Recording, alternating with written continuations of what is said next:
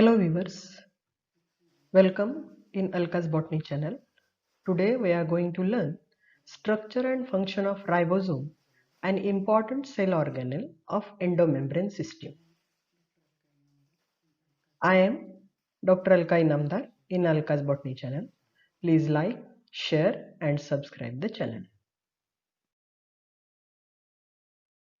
Numerous organelles that work together to complete the cell activities.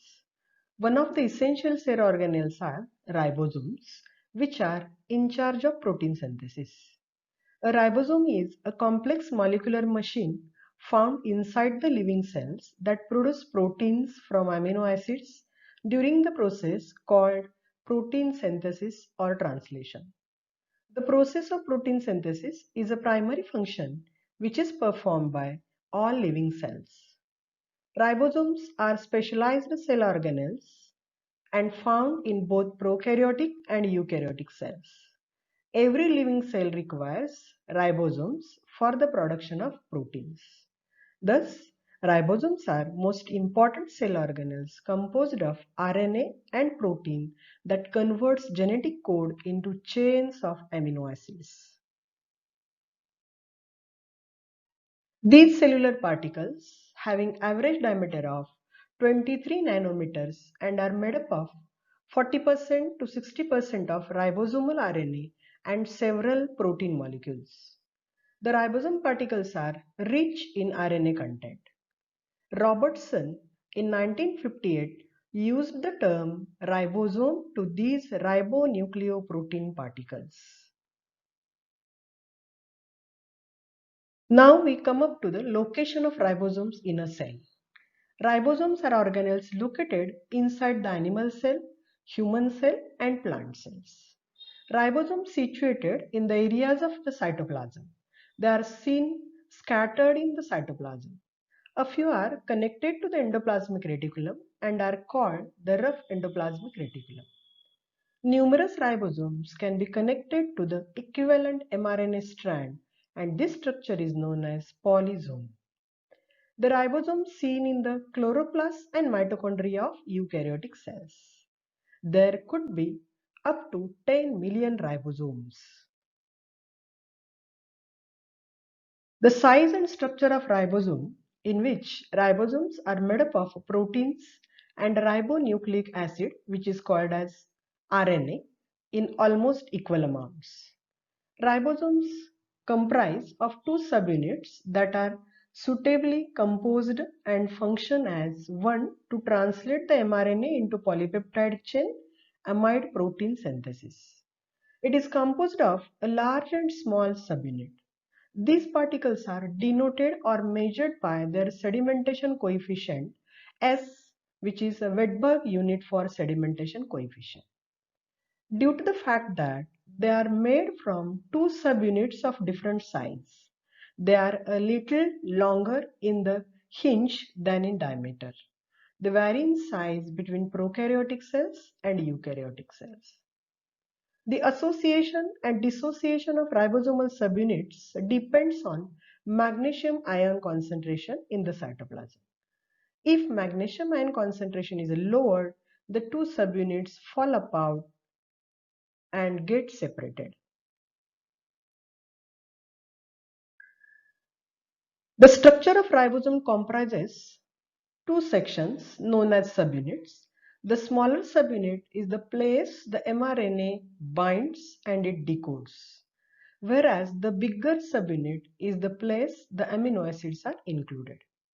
Both subunits comprise of both ribonucleic acid and protein components and are linked to each other by interactions between the proteins in one subunit and the ribosomal RNAs in the other subunit. The ribonucleic acid is obtained from the nucleolus. Around 37 to 62% of RNA is composed of RNA and the rest is proteins. Prokaryotic ribosomes have 70 S ribosomes.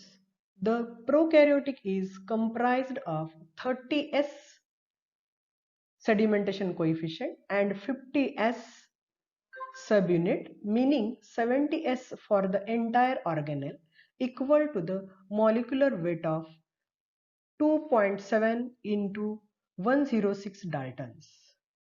Prokaryotic ribosomes are about 20 nanometers, that is near about 200 angstrom unit in diameter, and are made up of 35% of ribosomal proteins and 65% of ribosomal RNA. The prokaryotes have 30s subunits with 16s ribosomal RNA and comprises 1540 nucleotides bound to 21 proteins. The 50s subunit gets produced from the 5s ribosomal RNA that involves 120 nucleotides and a 23 RNA subunit that contains 2900 nucleotides and 31 proteins. Eukaryotic ribosomes are 25 and 30 nanometers, that is near about 250 to 300 angstrom unit in diameter. They comprise of a 40s sedimentation smaller unit and 60s sedimentation of larger subunit, which means 80s for the entire organelle, which is equal to the molecular weight of 4 into 106 Daltons. Eukaryotes have 40s subunit with 18s ribosomal RNA and also 33 proteins and 1900 nucleotides. The larger subunit contains 5s ribosomal RNA and also 120 nucleotides, 4700 nucleotides and also 28s ribosomal RNA, 5.8s ribosomal RNA as well as 160 nucleotide subunits and 46 proteins. Eukaryotic cells have mitochondria and chloroplast as organelles, and those organelles additionally have ribosomes of 70s. Now we come up to the functions of ribosomes.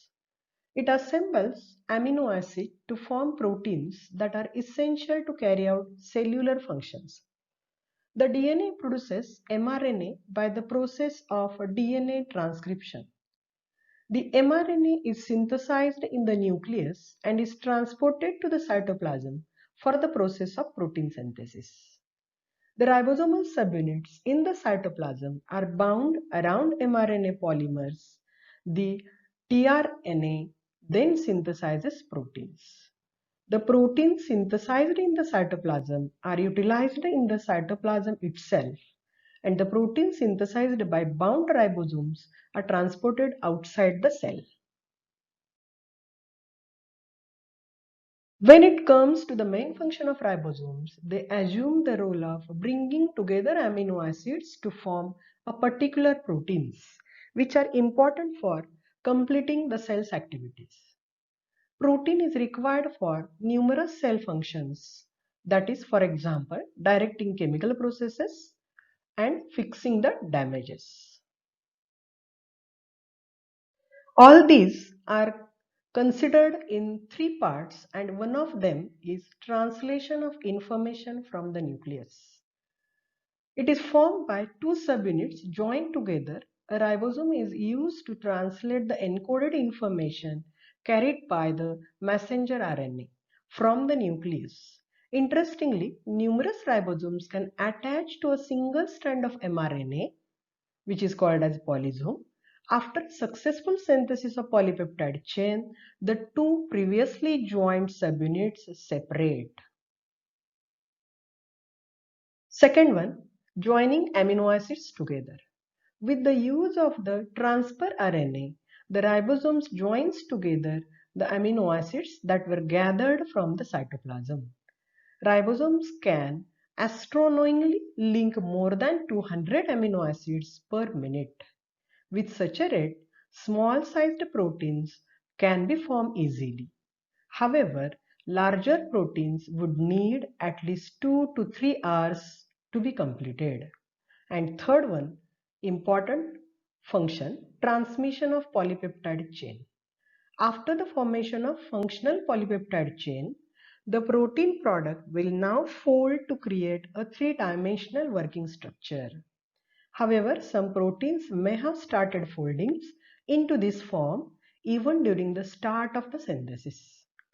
After this, the ribosome will now export it to the cytoplasm. Thus, the importance of ribosomes lies mainly on their ability to synthesize functional proteins. Ribosomes primarily work with the genetic material DNA to perform this function. The genetic material, which is not only crucial for one's identity, acts as the blueprint from where the process of protein synthesis is based upon. Thank you. Thank you very much.